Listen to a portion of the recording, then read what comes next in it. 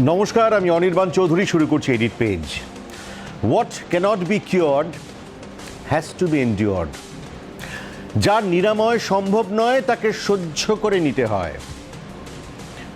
চরম আনপ্রফেশনালিজম এবং মেরুদণ্ডহীনতার সর্বশেষ প্রমাণটি দিয়ে দিল বিশ্ব স্বাস্থ্য সংস্থা হুয়ের প্রধান জানিয়ে দিলেন করোনা কয়েক দশক স্থায়ী হবে। গত সপ্তাহে হেলথ ইমার্জেন্সি মিটিং করেছে তারপরে সাংবাদিক ব্রিফিংয়ে কথা ঘোষণা করে দিয়েছে এবং এই ঘোষণা অত্যন্ত দ্রুত গতিতে খুব স্বাভাবিকভাবেই ছড়িয়ে পড়েছে বিশ্বজুড়ে। এর ঘোষণার কথা ইতিমধ্যেই সকলে জানেন, না হলে এডিট পেজে আমি এই ঘোষণার ওপর কোনো আলোচনাই করতাম না।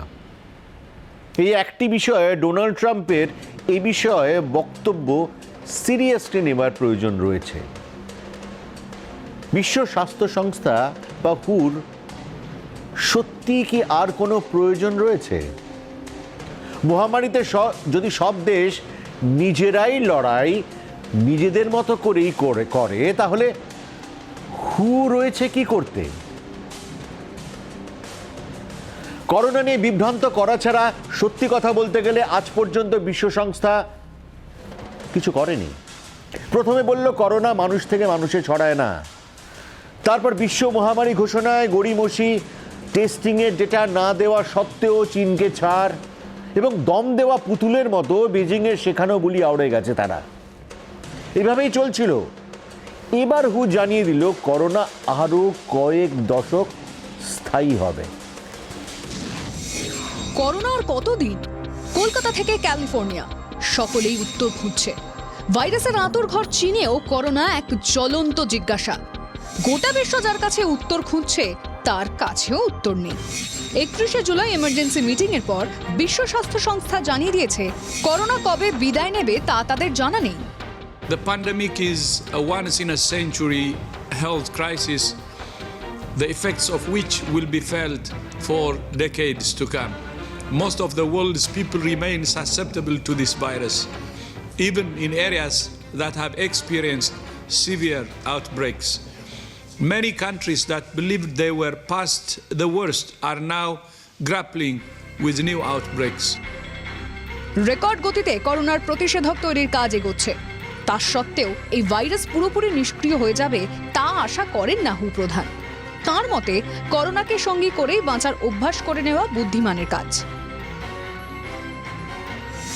সোজা কথায় হু হাত তুলে দিল। মহামারীর গোড়া থেকেই হুয়ের ভূমিকা ও বয়ান নিয়ে জিজ্ঞাসা রয়েছে। চীনকে আড়াল করার চেষ্টা, করোনা উপসর্গ নিয়ে বারবার বয়ান বদল, বিতর্ক বহুবিধ। হুয়ের সঙ্গে সম্পর্ক ছিন্ন করেছে আমেরিকাও। এবার হুও কার্যত জানিয়ে দিল তাদের আর কিছু করার নেই। ব্যুরো রিপোর্ট, জি 24 ঘন্টা। ভারতের স্বাধীনতা দিবসের আগেই রাশিয়া করোনা ভ্যাকসিন বানিয়ে ফেলবে, কিন্তু আমেরিকা সেই ভ্যাকসিন নেবে না।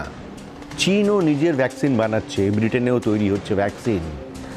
ভারতে দুটি সংস্থা অ্যাডভান্স স্টেজে ভ্যাকসিন তৈরির কাজ করছে। সেসব বিস্তারিত তথ্য আপনারা অনেকেই জানেন।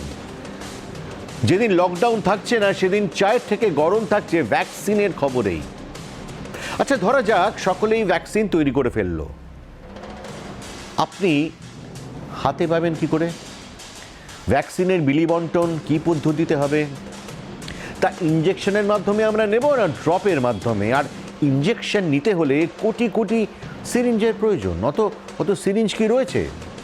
আচ্ছা, ভ্যাকসিন কি বাড়ি বাড়ি গিয়ে দেওয়া হবে নাকি শিবির হবে, সেখানে আমরা সকলে লাইন দিয়ে যাব? এবং শিবির যদি হয় সেই ভিড় নিয়ন্ত্রণ করবে কে? উপসর্গহীন অবস্থাতেই সেরে গেছেন, কিন্তু জানেন না এমন সংক্রমিত তো নিশ্চয়ই আছেন আমাদের দেশে। তার শরীরে ভ্যাকসিন ইনজেক্ট করলে হিতে বিপরীত হতে পারে। ভ্যাকসিন আবিষ্কারের পরে অনেক সমস্যা থেকে যায়। ঠোঁট আর কাপের মাঝখানে সেই জায়গাটা কম বড় নয়।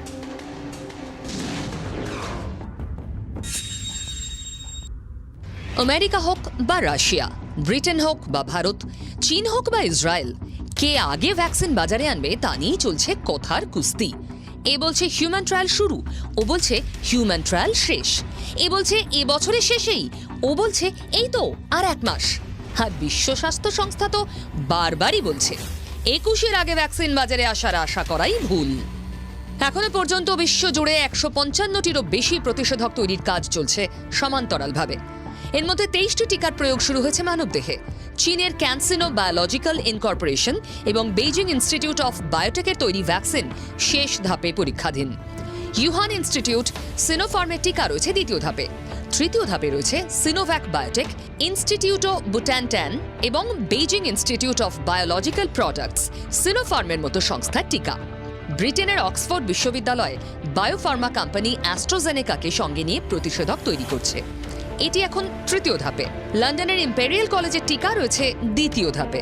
আমেরিকার নোভাভ্যাক্স, মডার্না ভ্যাকসিন তৈরিতে উল্লেখযোগ্য নাম। নোভাভ্যাক্সের টিকা এখন রয়েছে দ্বিতীয় ধাপে। মডার্নার তৈরি টিকা তৃতীয় পর্যায়ে পৌঁছে গেছে। জার্মানির বায়োএনটেক, ফোজান ফার্মা এবং ফাইজারের টিকা রয়েছে দ্বিতীয় ধাপে। অস্ট্রেলিয়ার ভ্যাকসিন পিটিওয়াই লিমিটেডের তৈরি প্রতিষেধক রয়েছে প্রথম ধাপে। রাশিয়ার শেচনেভ বিশ্ববিদ্যালয়ের টিকা রয়েছে দ্বিতীয় পর্যায়ে। সব দেশকে ছাপিয়ে যেতে পারে Bharat. Indian council of medical রিসার্চের দাবি, হায়দ্রাবাদের ভারত বায়োটেক ইন্টারন্যাশনাল লিমিটেডের সঙ্গে গাঁটছড়া বেঁধে কোভ্যাক্সিন অতি দ্রুত বাজারে আনছে তারা। প্রতিষেধক তৈরির কাজে ভারত বায়োটেকের পাশাপাশি দৌড়ে রয়েছে জাইডাস ক্যাডিলার মতো সংস্থা। কিন্তু প্রশ্ন হলো, ভ্যাকসিনের প্রথম ডোজটা কে পাবে? এ সংক্রান্ত গাইডলাইনই বা তৈরি করবে কে? কোটি কোটি কাচের ভায়াল আর সিরিঞ্জ জোগাড় করাও চারটিখানি কথা নয়। করোনা রোগীদের নিয়ে যারা কাজ করছেন তারাই যে ভ্যাকসিন নেওয়ার ক্ষেত্রে অগ্রাধিকার পাবেন সে ব্যাপারে একমত প্রায় সব দেশ। কিন্তু সুষ্ঠুভাবে প্রতিষেধক বিতরণ হবে তো? ডোনাল্ড ট্রাম্প তো বলেই দিয়েছেন সেনা নামিয়ে ভ্যাকসিন ডিস্ট্রিবিউশনের কাজ সারবেন। মেডিকেল সরঞ্জাম প্রস্তুতকারক সংস্থা বিডিকে প্রায় 19 কোটি নিডল আর সিরিঞ্জের অর্ডার দিয়ে রেখেছে আমেরিকা। কানাডার অর্ডার 7,50,00,000। ব্রিটেন দিয়েছে 10 কোটি নিডল ও সিরিঞ্জের অর্ডার।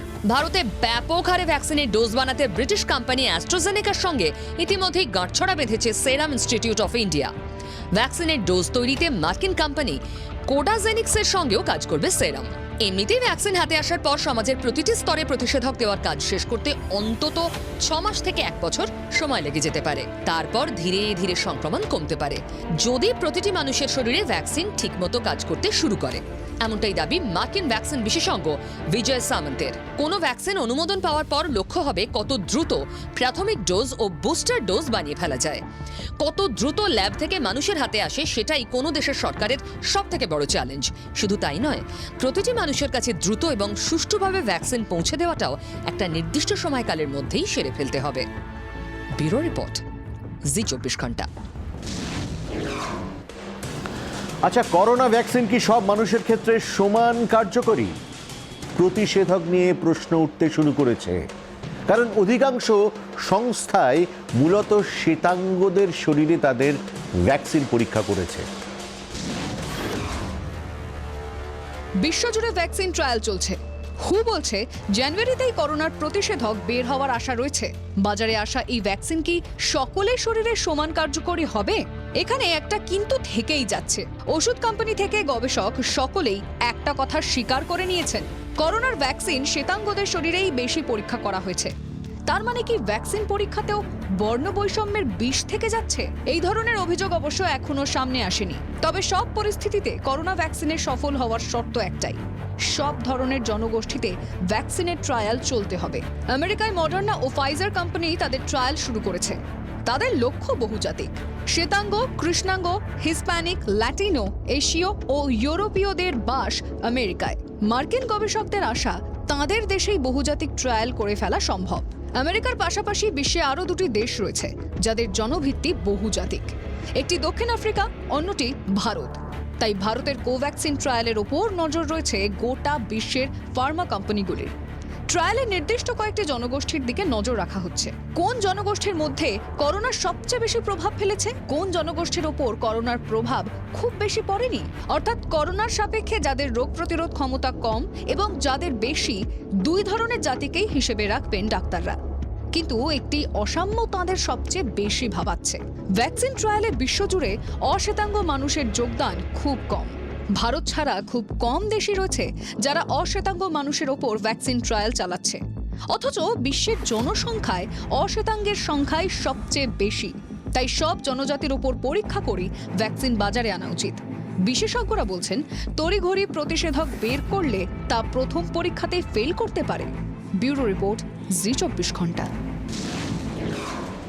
গত 24 ঘন্টায় করোনা সংক্রমিত হয়েছেন প্রায় 53,000 মানুষ। এই নিয়ে পরপর 5 দিন সংক্রমিতর সংখ্যা 50,000 ছাড়ালো। তবে আসার কথা, করোনা মুক্ত হয়েছেন প্রায় 12 লক্ষ মানুষ এবং গত 24 ঘন্টায় প্রায় 41,000 আক্রান্তের রিপোর্ট নেগেটিভ এসেছে। সুস্থতার হার 66%, প্রিটি হাই। আইসিএমআর জানাচ্ছে 2 কোটির ওপর কোভিড টেস্ট হয়েছে, 2 কোটিতে 18 লক্ষ পজিটিভ। তার মানে 100 জনে 9 জন। এই পার্সেন্টেজটা যত কম থাকবে তত করোনা মুক্তির দিকে এগোবে দেশ। জনসংখ্যার বিচারে 1% কিছু বেশি পরীক্ষা হয়েছে এবং ডাক্তাররা নিশ্চিত সরকারি যে ডেটা সামনে আসছে তার থেকে অনেক অনেক বেশি মানুষ সংক্রমিত এবং তাদের সিংহভাগই উপসর্গহীন। অনেকে হয়তো সামান্য অসুস্থতার পর সেরে উঠছেন এবং ফ্লু জাতীয় অসুখের বিরুদ্ধে ভারতীয়দের স্বাভাবিক প্রতিরোধ ক্ষমতা রয়েছে। চিকিৎসকদের একাংশের এমন ধারণা রয়েছে এবং সেই প্রতিরোধ ক্ষমতাই সেটাই কি ভারতবাসীকে বাঁচিয়ে রেখেছে। জার্মানির এক গবেষণায় প্রমাণ হয়েছে করোনার বিরুদ্ধে শরীরের নিজস্ব প্রতিরোধ থাকা সম্ভব। যদি অনেক চিকিৎসকরা বলছেন যে সেটাই সব নয়। ইনফ্লুয়েঞ্জার বিরুদ্ধে ভারতীয়দের স্বাভাবিক প্রতিরোধ ক্ষমতা রয়েছে। করোনা পরিস্থিতিতে হয়তো তাই বাঁচিয়ে দিতে পারে লক্ষ লক্ষ মানুষকে। সংক্রমণের গোড়া থেকেই বারবার এই কথা উড়ে আসছেন ডাক্তারদের একাংশ। এবার আন্তর্জাতিক গবেষকরাও স্বীকার করলেন করোনা হয়তো সকলের জন্য সংক্রামক নয়। করোনা বিশ্বজুড়ে ছড়িয়েছে, সবচেয়ে ক্ষতিগ্রস্ত আমেরিকা, একথা সত্যি। আবার এটাও সত্যি যে আমেরিকাতেও সিংহভাগ জনগণই করোনার নাগালের বাইরে। তার মানে অতি সংক্রামক করোনাও সকলকে সংক্রমিত করতে পারছে না। জনসংখ্যার বড় অংশই করোনার নাগালের বাইরে থেকে যাচ্ছে। যাদের সংক্রমণ হচ্ছে না তাদের কি নিজস্ব প্রতিরোধ শক্তি রয়েছে? ভারতেও লক্ষ লক্ষ মানুষ নিজের প্রতিরোধ শক্তিতেই করোনাকে ঠেকিয়ে দিতে পেরেছে। ডাক্তারদের একাংশ এ নিয়ে প্রায় নিশ্চিত। এবার জার্মানিতে এক স্বাস্থ্য সংক্রান্ত পরীক্ষায় মানুষের স্বাভাবিক রোগ প্রতিরোধ ক্ষমতার হাতে গরম প্রমাণ মিলেছে। করোনা হয়নি এমন 68 জন স্বাস্থ্যবান মানুষের রক্ত পরীক্ষা হয়েছে। 24 জন ব্যক্তির রক্তের নমুনাতেই টি সেলের অস্তিত্ব মিলেছে। টি সেল বা স্মৃতিকোষে রোগ প্রতিরোধের ডেটা জমা থাকে। একই ধরনের ভাইরাস আক্রমণ করলে টি সেল সক্রিয় হয়ে ওঠে। ভারতে ইনফ্লুয়েঞ্জা স্বাভাবিক অসুখ, আর করোনা ভাইরাসের সঙ্গে ফ্লু ভাইরাসে বেশ কিছু মিল রয়েছে। ভারতীয়দের শরীরের ফ্লুয়ের টি সেলই কি করোনাকে ঠেকিয়ে রাখছে? এখনই তা বলার সময় আসেনি। বিজ্ঞানীরা বলছেন শরীরে টি সেল থাকলেই যে তা করোনাকে ঠেকিয়ে রাখবে এটা ভাবাও বাড়াবাড়ি। কারণ টি সেল সংক্রান্ত সব গবেষণাই হয়েছে তরুণ ও স্বাস্থ্যবানদের মধ্যে। দুর্বল ও বয়স্কদের শরীরেও ফ্লু ভাইরাসের টি সেল থাকতেই পারে। টি সেল থাকলেও দুর্বল এবং অসুস্থরা কি করোনা ঠেকাতে পারবেন? ডাক্তারদের আরেকটা অংশ পাল্টা প্রশ্ন তুলছেন। স্বাস্থ্যবান ও কম বয়সীরা তো স্বাভাবিকভাবেই করোনা মোকাবিলায় বেশি সক্ষম। তাদের রোগ প্রতিরোধে টি সেল কতটা কার্যকরী ভূমিকা নিচ্ছে তা বোঝা যাবে কি করে? বরং যদি দেখা যায় বয়স্ক এবং দুর্বল মানুষ টি সেলের কারণে সফলভাবে করোনা ঠেকিয়ে দিচ্ছে, তাহলে স্মৃতিকোষের শক্তি প্রমাণ হবে। অর্থাৎ টি সেল দিয়েও করোনা জিজ্ঞাসার উত্তর মিলল না, ভ্যাকসিনের অপেক্ষা রয়েই গেল। ব্যুরো রিপোর্ট, জি24 ঘন্টা। আগেকার যুগে মুনি ঋষিরা খেপে গেলেই অভিশাপ দিতেন, তোর জরা হবে। হয়েও যেত। জরা মানে বার্ধক্য। দেবগুরু শুক্রাচার্যের অভিশাপে রাজা যজাতির জরা হয়েছিল। তার সেই জরা আবার গ্রহণ করেছিলেন তার ছেলে পুরু। এই পুরাকালে অনেক রকম কাণ্ড হতেও বটে। মোটের উপর বিষয়টা হলো কেউ বুড়ো হতে চান না, সেকালেও নয় একালেও নয়। অকাল বার্ধক্য তো অভিশাপ বটেই। মুনি ঋষিরা নন, এই যুগে এই অভিশাপ দিচ্ছে লাইফস্টাইল। দেখুন, বাঁচার দুটো উপায়, একটা লাইফস্টাইল বদলানো, দুই ক্যালিফোর্নিয়া বিশ্ববিদ্যালয়ের সঙ্গে যোগাযোগ করুন।